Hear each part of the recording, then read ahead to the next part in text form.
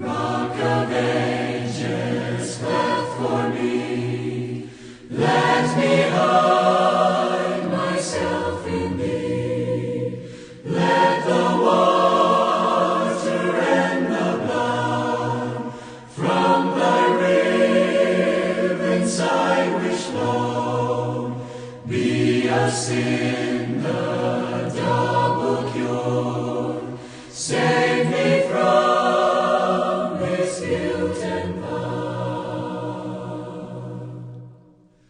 Not the labors of my hands can fulfill thy law's demands. Could my zeal no respite know? Could my tears forever flow? All for sin could not atone. Thou must save, and thou alone. Nothing